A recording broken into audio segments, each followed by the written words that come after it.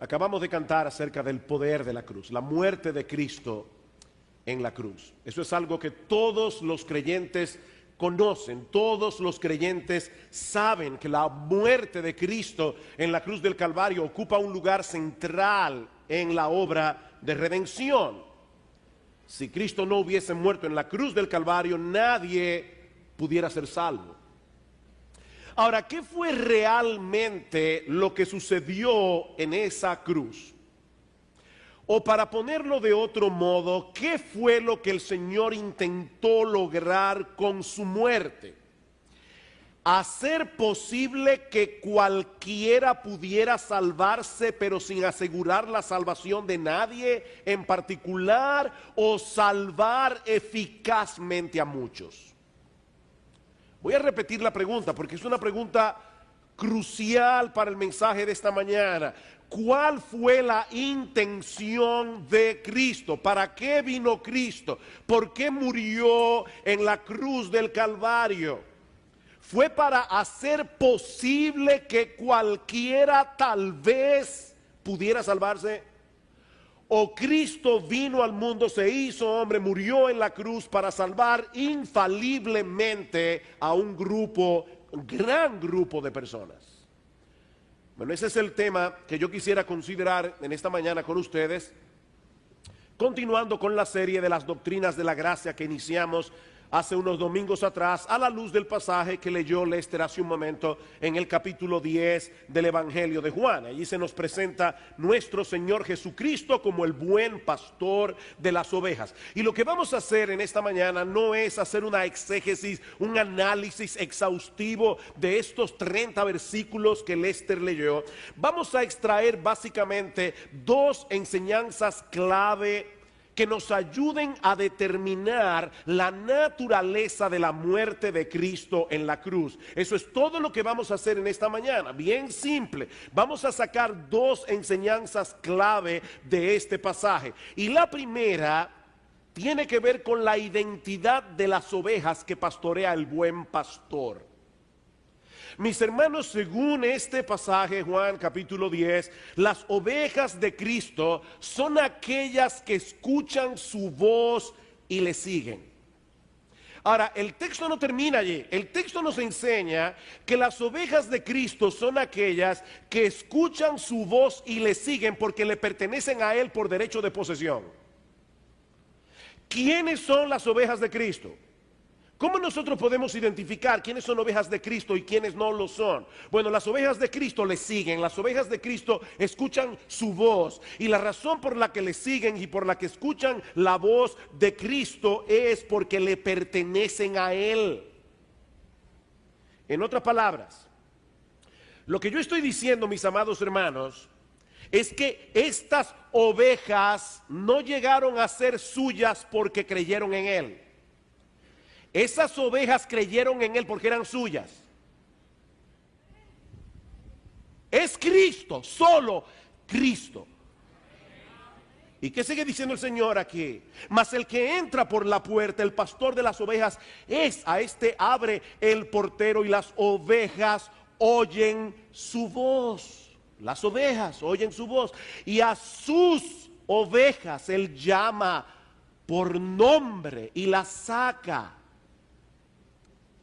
Y cuando ha sacado fuera todas las propias, ven el punto, son de Él. Cuando ha sacado fuera todas las propias, va delante de ellas y las ovejas le siguen porque conocen su voz. ¿Qué pasaje, hermano, más hermoso? Las ovejas saben quién es su pastor. Tarde o temprano lo van a saber y tarde o temprano le van a seguir. Versículo 11. Yo soy el buen pastor. El buen pastor, Él no es un pastor, Él es el buen pastor. El buen pastor su vida da por las ovejas, mas el asalariado, y que no es el pastor, de quien no son propias las ovejas, ve venir al lobo y deja las ovejas y huye, y el lobo arrebata las ovejas y las dispersa, porque Él no es el pastor de esas ovejas. Versículo 14, yo soy el buen pastor y conozco mis ovejas y las mías me conocen, así como el Padre me conoce y yo conozco al Padre y pongo mi vida por las otras ovejas. Y ahora escuchen esto, mis hermanos, porque este pasaje que voy a leer ahora, este texto tiene que ver contigo y conmigo de manera particular. Dice, también tengo otras ovejas que no son de este redil. Aquellas también debo traer y oirán mi voz y habrá un rebaño y un pastor. ¿Quiénes son esas otras ovejas? Bueno, esas otras ovejas de las que el Señor está hablando aquí son aquellas que no pertenecen a la nación de Israel. No son judíos, es decir, Él está hablando de todos nosotros. Ahora noten, hermanos, esas ovejas que no eran del redil todavía, esas ovejas no habían nacido siquiera. Cristo está diciendo, yo tengo otras ovejas que no son todavía del redil, pero son mis ovejas. Son mis ovejas, me pertenecen a mí. Y precisamente porque me pertenecen a mí, yo estoy comprometido a buscar esas ovejas. Yo estoy comprometido a traerlas al redil. Fíjense en el texto de nuevo. Tengo en tiempo presente otras ovejas que no son todavía de este redil, pero a pesar de eso, dice Cristo, son mías. Yo las tengo. Aquellas debo traer, tiempo futuro, y oirán mi voz y habrá un rebaño y un pastor. Cristo no tiene dos rebaños, uno compuesto por judíos creyentes y otro compuesto por gentiles creyentes. Es un solo rebaño, es un solo pastor. En el plan de lectura que algunos estamos siguiendo, el plan de lectura de 2 años, recientemente leímos el pasaje de Hechos capítulo 18, versículo 9 y 10, cuando el apóstol Pablo se encontraba en su labor misionera en la ciudad de Corinto. Pablo tuvo muchos problemas en Corinto y el Señor se le aparece a Pablo y le dice, no temas, Pablo, sino habla y no calles, porque yo estoy contigo y ninguno pondrá sobre ti la mano para hacerte mal, porque yo tengo mucho pueblo en esta ciudad. Refiriéndose a los corintios que todavía eran incrédulos y que iban a ser traídos por medio de la predicación de la palabra por parte del apóstol Pablo. Yo tengo, dice Cristo, mucho pueblo en esta ciudad, pero hay que traerlos a través de la predicación del evangelio. Y eso es exactamente lo mismo que vemos en Juan 10:16. Cristo se ha comprometido a traernos al redil, a todas sus ovejas, a su debido tiempo, a través de la predicación de la palabra. Y todo eso por la sencilla razón de que somos de Él. Somos sus ovejas. Ahora bien, la pregunta más natural que debemos hacernos aquí es, ¿y cómo es que todas esas ovejas llegaron a ser suyas? Bueno, eso fue lo que vimos el domingo pasado.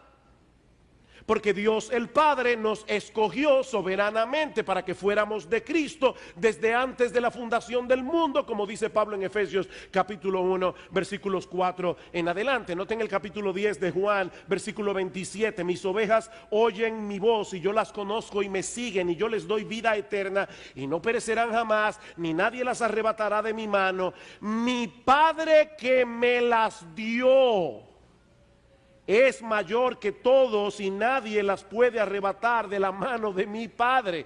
¿Por qué nosotros somos ovejas de Cristo? ¿Por qué le pertenecemos a Él? Porque el Padre desde antes de la fundación del mundo a nosotros, amados hermanos, nos dio como un regalo a Cristo. Mi Padre que me las dio. Es la misma idea que encontramos unos capítulos antes en el discurso del pan de vida, Juan capítulo 6, versículo 35. Jesús les dijo, yo soy el pan de vida, el que a mí viene nunca tendrá hambre y el que en mí cree no tendrá sed jamás. Cristo dice, yo soy el pan de vida, vengan a mí. Pero ahora escuchen el versículo 37. Todo lo que el Padre me da vendrá a mí y al que a mí viene yo no lo echo fuera. Todo lo que el Padre me da vendrá a mí. Y al que a mí viene yo no lo echo fuera. Y lo mismo vemos en la oración intercesora que hace Cristo a favor de sus discípulos en Juan 17. Juan capítulo 17, versículo 6. Mis hermanos, yo le he orado al Señor en esta mañana que a través de la predicación de tu palabra, tu corazón se llene de gozo y de alegría al saber que tú fuiste dado a Cristo por el Padre. Desde antes de la fundación del mundo. Cristo está orando al Padre y dice: Padre, versículo 6, he manifestado tu nombre a los hombres que del mundo me diste. Tuyos eran y me los diste, y han guardado tu palabra. Ahora han conocido que todas las cosas que me has dado proceden de ti, porque las palabras que me diste les he dado y ellos las recibieron, y han conocido verdaderamente que salí de ti, y han creído que tú me enviaste. Yo ruego por ellos, no ruego por el mundo, sino por los que me diste, porque tuyos son. Cristo está diciendo aquí: yo no ruego por todo el mundo en general, yo estoy orando por esas ovejas que tú me diste. Y aquí viene otra vez, hermanos, donde encontramos nuestro nombre en la Biblia, versículo 20. Mas no ruego solamente por estos, los discípulos que estaban allí en ese momento, sino también por los que han de creer en mí por la palabra de ellos. Mis hermanos, en ese momento el Señor Jesucristo estaba orando por ti y por mí. Por ti y por mí. Porque el Padre nos había escogido soberanamente para que fuéramos de Cristo. Fue por esa razón y no por ninguna otra que nosotros respondimos favorablemente al llamado del Evangelio. No era porque nosotros teníamos un corazón menos duro, o porque éramos menos impíos, o porque éramos más sensibles espiritualmente. Mire, pastor, yo desde niño siempre he tenido inclinaciones espirituales. No. Nosotros vinimos a Cristo porque el Padre nos trajo. Aquellos que no son ovejas de Cristo tienen sus oídos abiertos a muchas otras voces, menos a la voz del Señor. Noten el capítulo 10, versículo 24. Y le rodearon los judíos y le dijeron: ¿hasta cuándo nos turbarás el alma? Si tú eres el Cristo, dínoslo abiertamente. Jesús les respondió: os lo he dicho y no creéis. Las obras que yo hago en nombre de mi Padre, ellas dan testimonio de mí. Pero vosotros no creéis porque no sois de mis ovejas. Ustedes no creen porque no son de mis ovejas.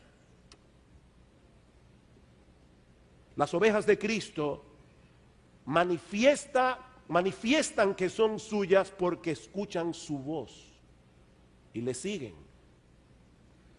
Puede ser que por un tiempo caminen extraviadas de aquí para allá, pero tarde o temprano reconocerán la voz de su pastor. Tarde o temprano. Y vendrán a él en arrepentimiento y fe. Viene a mi mente, cuando estaba haciendo este mensaje, vino a mi mente San Agustín, Agustín de Hipona. Agustín de Hipona fue de todo. Y Mónica, su madre, orando con lágrimas: Señor, salva a mi hijo. Ambrosio le dijo un día: Mónica, un hijo de tantas lágrimas no se puede perder. Pero mientras más oraba Mónica, más se extraviaba Agustín. Agustín pasó por todo un peregrinaje moral y filosófico. Fue maniqueo, fue neoplatónico. Hasta que finalmente escuchó la voz del pastor. Hasta que finalmente escuchó la voz del pastor. La voz del buen pastor. Y seguramente es el caso de muchos aquí. Tal vez no tuvieron una experiencia tan dramática como la de Agustín, pero yo estoy seguro, y de hecho lo sé porque he conversado con algunos de ustedes, y sé que algunos anduvieron por muchos caminos diferentes antes de llegar a Cristo. Pero tarde o temprano escucharon la voz del pastor. Versículo 27, mis ovejas oyen mi voz, yo las conozco, me siguen, yo les doy vida eterna y no perecerán jamás. Nadie las arrebatará de mi mano. Mis hermanos, es imposible que al final de la historia alguna de las ovejas de Cristo se pierda. Eso es imposible. Yo les doy vida eterna, no perecerán jamás, nadie las arrebatará de mi mano. Mi Padre que me las dio es mayor que todos y nadie, mis hermanos, las puede arrebatar de la mano de mi Padre. Dice Cristo: yo y el Padre somos uno. Ahora bien, ¿qué es lo que hace Cristo por estas ovejas que son suyas por derecho de posesión? Bueno, eso nos lleva a la segunda enseñanza que vamos a extraer de este pasaje, y es que Cristo realmente ama a cada una de sus ovejas, aún desde antes de venir al redil, al punto de dar su vida por ellas. ¿Tú escuchaste eso, mi hermano? Cristo te amó desde antes de tú venir al redil. El versículo 16 de nuevo: también tengo otras ovejas que no son de este redil, a estas también debo traer. Ahí estabas tú. A estas también debo traer y oirán mi voz.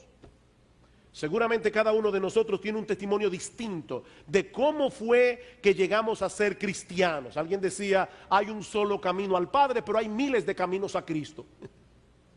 Hay un solo camino al Padre, Cristo, el único, pero hay miles de caminos para llegar a Cristo. Y es increíble las cosas que pasan. Yo leí una vez una historia impresionante de un individuo que está en la cárcel, le llevan una Biblia. El individuo era un fumador empedernido, no tenía cómo fumar, pero sí conseguía marihuana y otras cosas que fumarse. Así que él vio la Biblia y dijo, definitivamente estas hojas son muy buenas para fumar. Así que comenzó, dice él, me fumé Mateo, me fumé Marcos, me fumé Lucas. Hasta que de repente un día se le ocurrió ponerse a leer el Evangelio de Juan. Y después de haberse fumado a Marcos, a Mateo, a Lucas, vino a Cristo en arrepentimiento y fe. Son caminos increíbles, increíbles cómo Dios se las ingenia. Cómo Dios se las ingenia.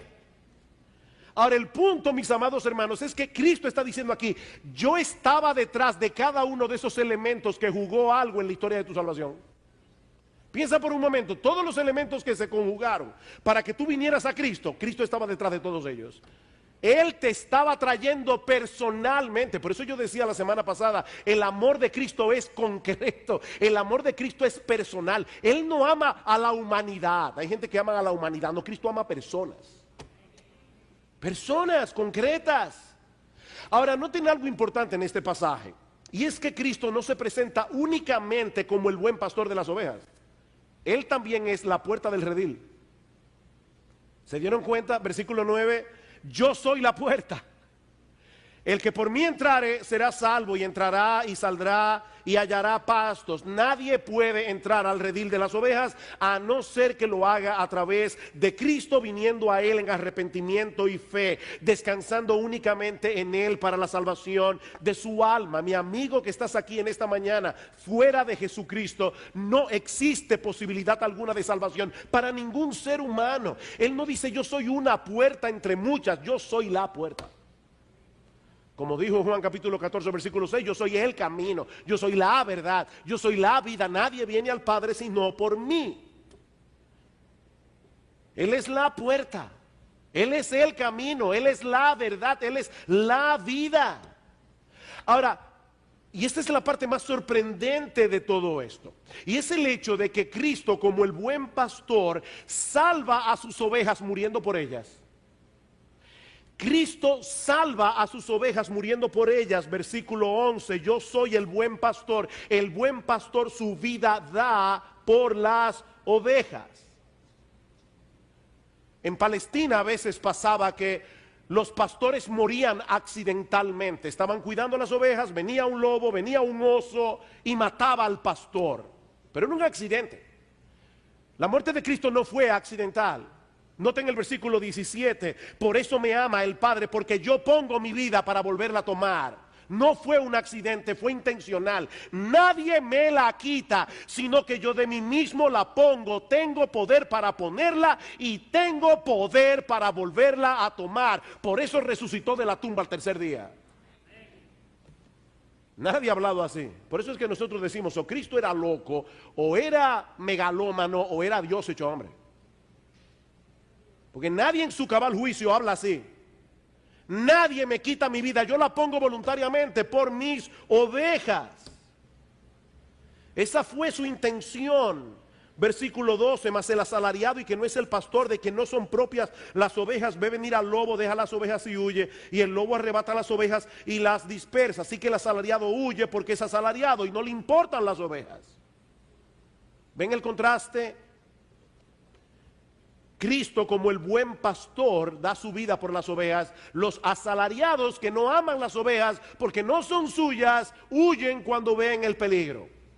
Estaba leyendo en la Mishnah es el conjunto de leyes que gobernaban y regían la nación de Israel. La Mishnah establecía que si un lobo atacaba a un rebaño, el pastor asalariado debía defenderlas.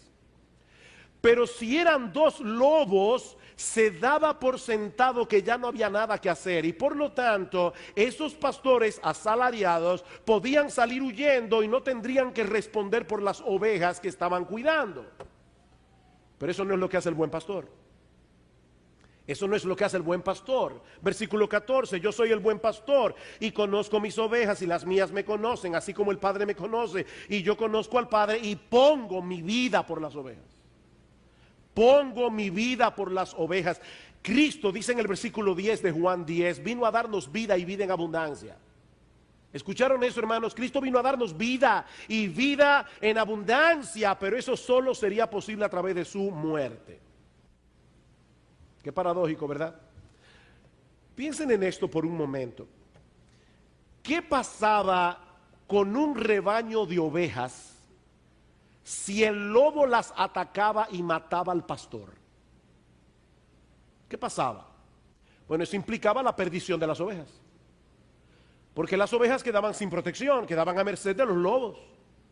Pero en este caso, la muerte del buen pastor significa la vida de las ovejas. La muerte del buen pastor trajo como resultado la vida de las ovejas. De manera que Cristo no murió en la cruz del Calvario para hacer posible que cualquiera tal vez pudiera salvarse, pero sin asegurar la salvación de nadie. No, Cristo dio su vida por sus ovejas, aquellas que el Padre le dio y a las cuales Él conoce por nombre, dice este pasaje, y a las cuales Él infaliblemente se había propuesto salvar. La muerte de Cristo en la cruz fue diseñada, mis amados hermanos, para salvar infaliblemente a todos aquellos que fueron escogidos por Dios el Padre desde antes de la fundación del mundo. Cristo murió por todos esos hombres, por todas esas mujeres de todo linaje y pueblo y lengua y nación que evidenciarán ser de Cristo escuchando su voz y siguiéndole a Él.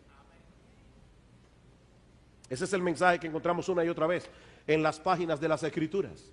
Escuchen rápidamente estos textos. Isaías 53, 4 al 6, ciertamente, ahí no hay duda, ciertamente llevó Él nuestras enfermedades, sufrió nuestros dolores, y nosotros le tuvimos por azotado, por herido de Dios y abatido. Mas Él herido fue por nuestras rebeliones, molido por nuestros pecados. El castigo de nuestra paz fue sobre Él.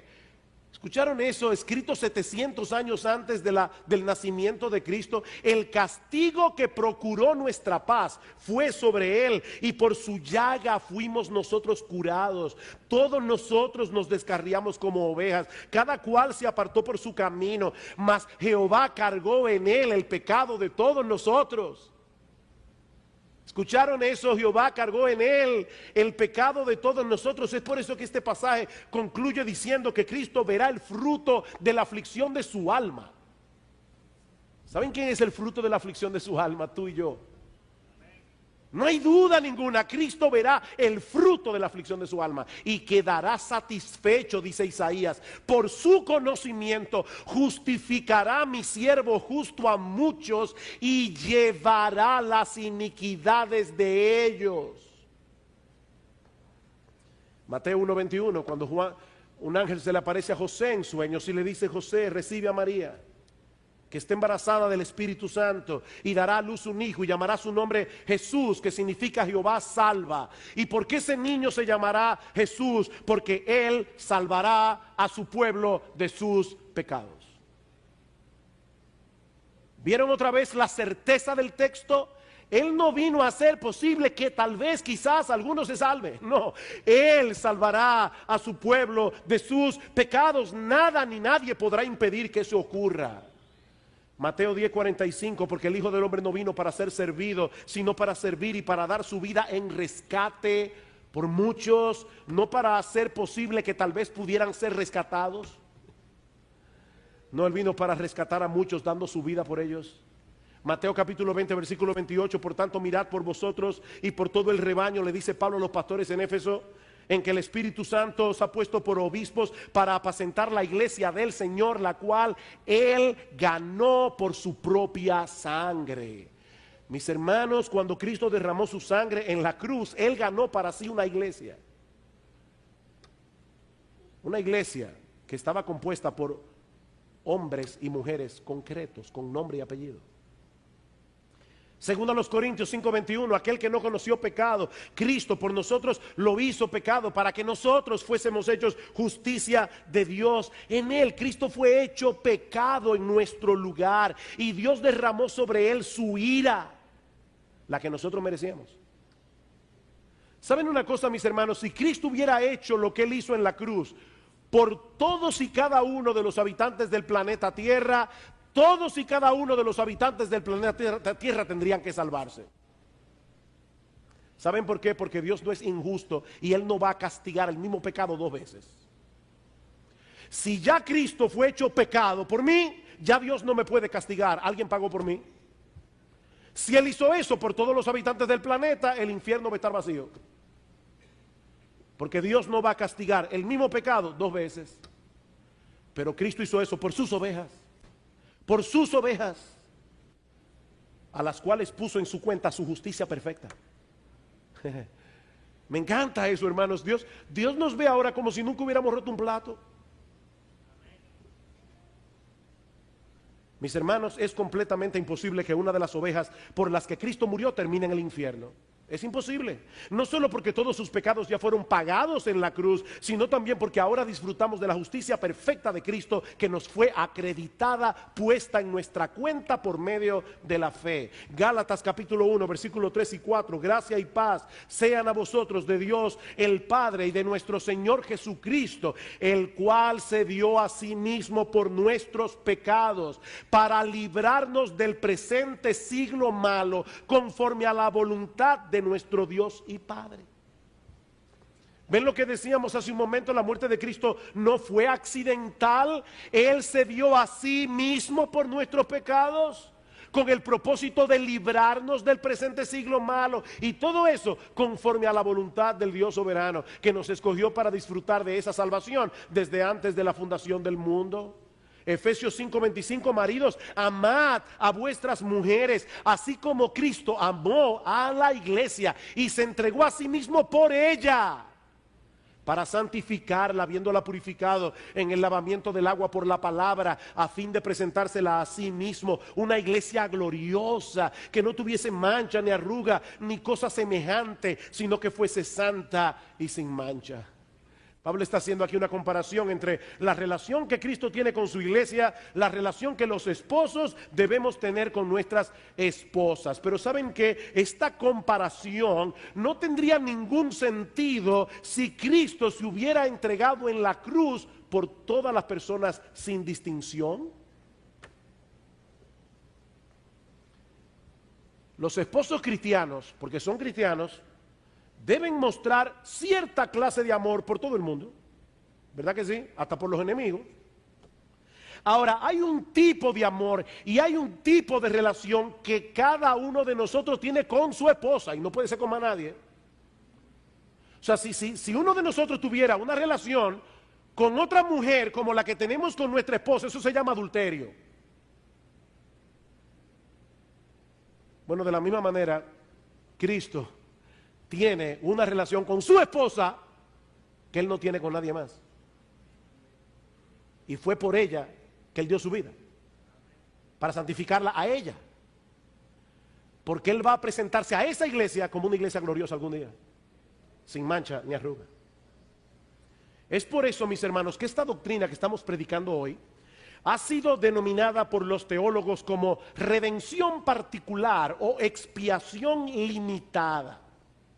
No porque estemos limitando en algún sentido el valor o la eficacia de la sangre que Cristo derramó en la cruz, sino porque esa sangre fue derramada con el propósito particular de salvar real y efectivamente a todos aquellos por quienes Cristo murió.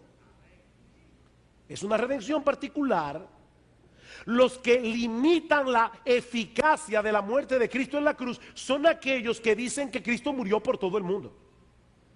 Los arminianos. Ellos limitan la eficacia de la obra de Cristo, porque ellos están diciendo, Cristo murió en la cruz para colocar a todo el mundo en la posición de perdonable, pero no para perdonar a nadie. Él murió en la cruz para colocar al mundo entero en la categoría de perdonables, para luego dejar en nuestras manos el resto de la historia. O sea que la muerte de Cristo en la cruz va a ser eficaz solo si yo hago mi decisión por Cristo. Así que la eficacia de la muerte de Cristo en la cruz depende de que yo haga mi decisión, de que el pecador haga su decisión. Según estas personas, los arminianos, ya Cristo hizo su parte, muriendo por todos en la cruz. Ahora depende enteramente de cada hombre que esa obra de salvación venga a ser eficaz, si ellos deciden aceptar a Cristo en sus corazones. Una frase, por cierto, que no aparece en ninguna parte de la Biblia. El problema es que según la misma Biblia, ningún hombre vendrá a Cristo naturalmente. Eso lo vimos el primer domingo que hablamos de la doctrina de la gracia. Romanos capítulo 3 versículo 11. No hay quien entienda, no hay quien busque a Dios, a menos que Dios el Padre haga una obra previa en nuestra voluntad, nadie querrá venir. Ese es el tema que vamos a predicar cuando volvamos otra vez aquí a las doctrinas de la gracia. Tal vez la mejor manera de entender estas dos posiciones teológicas, la de los arminianos, y por si acaso, hermano, yo no tengo nada con los arminianos, hay muchos hermanos en Cristo que son arminianos y yo los amo y estaremos juntos en el cielo. No estoy dudando de su salvación porque son arminianos, pero creo que están equivocados. Según los arminianos, la salvación es como un puente tan y tan ancho que ahí cabe el mundo entero, pero solo llega hasta la mitad del río. De ahí, para llegar a la otra orilla, tú tienes que tirarte y nadar. Depende de ti. Ya Cristo hizo lo que iba a hacer, se acabó. Él hizo un puente hasta la mitad del río. Ahora tírate tú y nada hasta la orilla. Nosotros decimos no. La salvación que Cristo obró en la cruz del Calvario es un puente diseñado exclusivamente para las ovejas y llega hasta el otro lado. Llega hasta el otro lado. De tal manera que es imposible que una de las ovejas de Cristo termine ahogada en el río. Eso no puede ser. Eso es imposible. Querido hermano, querida hermana, cuando Cristo murió en la cruz del Calvario, no solo pagó por todos tus pecados, sino que también compró para ti fe y arrepentimiento. Él lo compró para ti. Por una razón desconocida para nosotros, Dios te escogió a ti para ser salvo por el puro afecto de su voluntad. Y Cristo murió para hacer esa salvación efectiva. Él no murió para colocarnos a todos en la categoría de perdonables y luego dejar en nuestras manos el resultado final. No, Él murió para salvar a su pueblo de sus pecados. Él murió para dar su vida en rescate por muchos. Él murió para ganar una iglesia. Él murió para librarnos del presente siglo malo. Él murió para redimirnos de toda iniquidad y purificar para sí un pueblo propio celoso de buenas obras, como dice Pablo en Tito capítulo 2 versículo 14. Pastor, ¿y qué hacemos con esos textos que aparecen en la Biblia que parecen enseñar que Cristo murió por todo el mundo y no solo por los creyentes? Bueno, yo no tengo tiempo, obviamente, ni tenemos aire acondicionado para, ¿verdad?, explayarme aquí viendo cada uno de esos textos. Por eso yo escogí dos que son representativos de todos los demás. Hebreos capítulo 2, versículo 9. Hebreos capítulo 2, versículo 9, dice el apóstol aquí: pero vemos a aquel que fue hecho, Cristo, un poco menor que los ángeles, a Jesús, coronado de gloria y de honra a causa del padecimiento de la muerte, para que por la gracia de Dios gustase la muerte por todos. Ahí está, pastor. ¿Lo vio? Por todos. Déjame hacerte una pregunta. Si yo te digo a ti que estábamos en una fiesta y que allí estaba todo el mundo, ¿tú realmente crees que estaban cada uno de los seres humanos que pueblan el planeta? ¿O tú sabes que ese todos se refiere a un grupo en particular?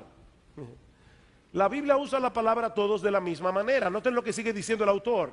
Porque convenía a aquel por cuya causa son todas las cosas y por quien todas las cosas subsisten, es decir, Dios el Padre, que habiendo de llevar muchos hijos a la gloria, perfeccionase por aflicciones al autor de la salvación de ellos, de los hijos. Porque el que santifica y los que son santificados de uno son todos, son de Dios.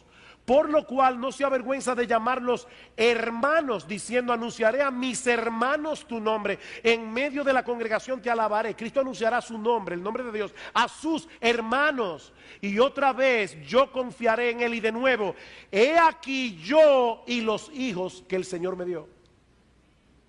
¿Quiénes son estos todos? Los hijos que el Señor les dio.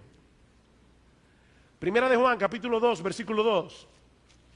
Primera de Juan, capítulo 2, versículo 2, dice Juan allí que Cristo es la propiciación por nuestros pecados, y no solamente por los nuestros, sino también por los de todo el mundo. Bueno, pastor, ahí sí está claro. Por los de todo el mundo. Cuando el apóstol Juan usa la palabra mundo en su evangelio o en sus cartas, siempre las usa de dos maneras diferentes. La primera, para señalar al mundo incrédulo en oposición a Dios. La segunda, ahí dice el mundo os aborrecerá, Juan 15, 18. La segunda es para contrastar los beneficios universales del evangelio en contraposición al exclusivismo de los judíos. Como vemos claramente, no lo tienen que buscar en el pasaje de Juan capítulo 4, cuando el Señor le predicó el evangelio a la mujer samaritana. Los samaritanos no eran judíos y los judíos aborrecían a los samaritanos. Pero ¿qué pasó? Dice en el versículo 41, y creyeron mucho más por la palabra de él, Juan 4, y decían a la mujer: ya no creemos solamente por tu dicho, porque nosotros mismos hemos oído y sabemos que verdaderamente este es el Salvador del mundo. El Cristo, no el Salvador de los judíos, Él es el Salvador del mundo.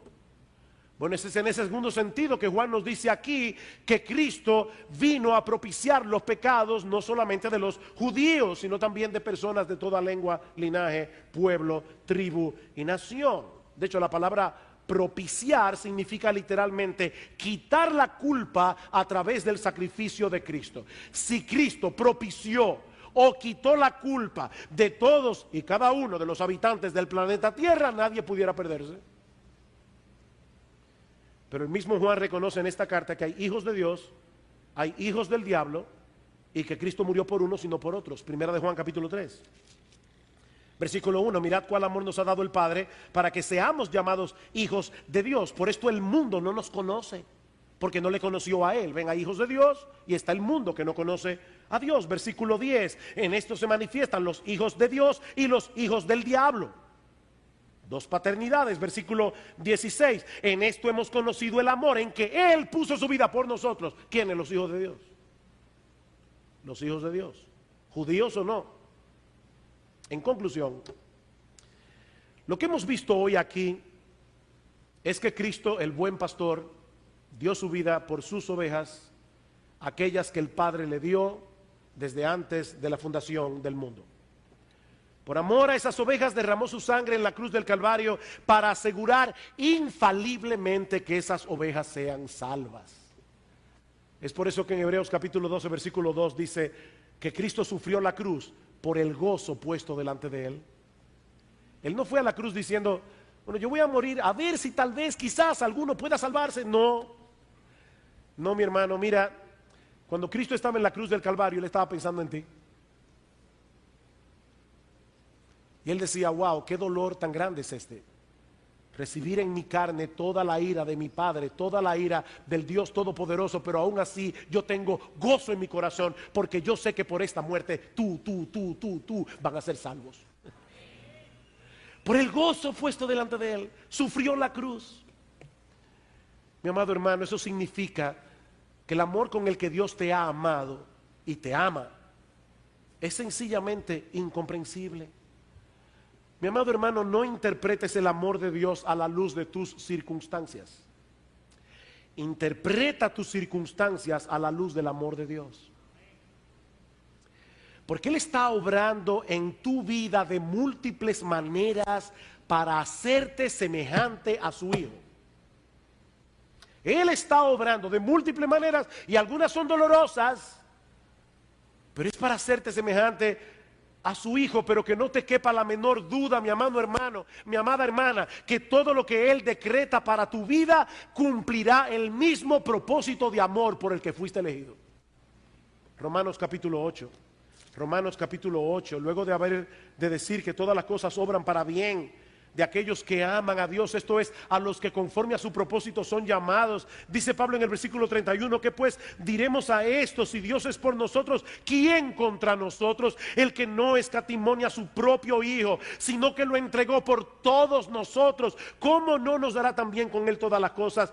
¿Quién acusará a los escogidos de Dios? Dios es el que justifica. ¿Quién es el que condenará? Si Cristo es el que murió, más aún el que también resucitó, el que también está a la diestra de Dios, el que también intercede por nosotros.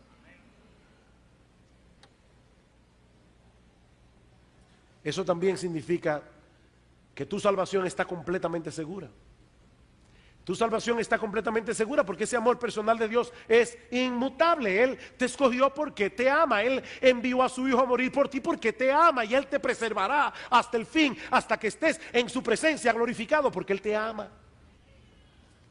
Por eso dice Pablo en el versículo 35, ¿quién nos separará del amor de Cristo? ¿Tribulación o angustia o persecución o hambre o peligro o desnudez o espada? Dice Pablo, no, antes en todas estas cosas somos más que vencedores por medio de aquel que nos amó, por lo cual estoy seguro, dice Pablo, de que ni la muerte, ni la vida, ni ángeles, ni principados, ni potestades, ni lo presente, ni lo porvenir, ni lo alto, ni lo profundo, ni ninguna otra cosa creada nos podrá separar del amor de Dios que es en Cristo Jesús, Señor nuestro. Eso es imposible. Imposible.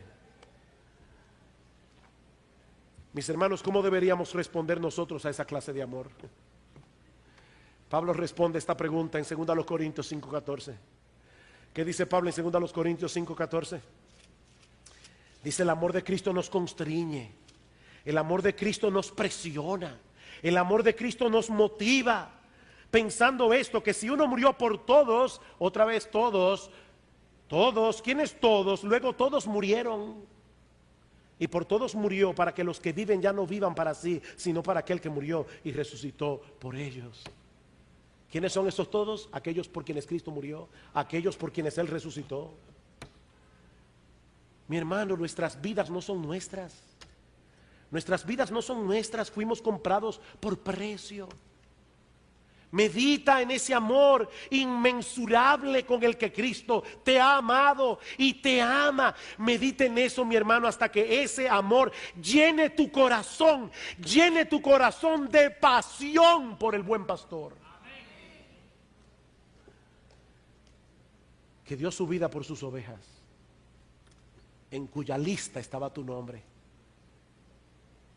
Pero no quisiera concluir sin reiterar lo que dije el domingo pasado. Nadie tiene que averiguar primero si fue escogido para salvación, para entonces venir a Cristo en arrepentimiento y fe. No. Todo lo que tú necesitas, mi amigo, es saber que Cristo murió en la cruz del Calvario, porque era imposible que el pecador se salvara de otro modo. Mi amigo, tú necesitas urgentemente reconciliarte con Dios a través de la persona y la obra de Cristo. Él es la puerta. Y ¿sabes qué, mi amigo? Él ha prometido no desechar a nadie que venga a Él clamando por misericordia. Así que no te vayas de este lugar elucubrando en tu mente: ¿seré yo uno de los elegidos? No te vayas de este lugar sin arreglar tus cuentas con Dios, porque es a través de la oferta del Evangelio que Cristo llama a sus ovejas. Venid a mí, todos los que estáis trabajados y cargados, vengan.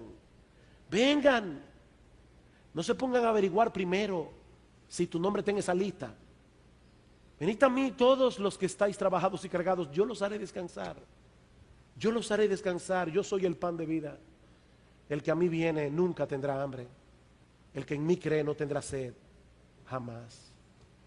todo lo que tienes que hacer es venir arrepentido de tus pecados, confiando únicamente en Cristo. Él se encargará del resto. Todos tus pecados serán perdonados, todos.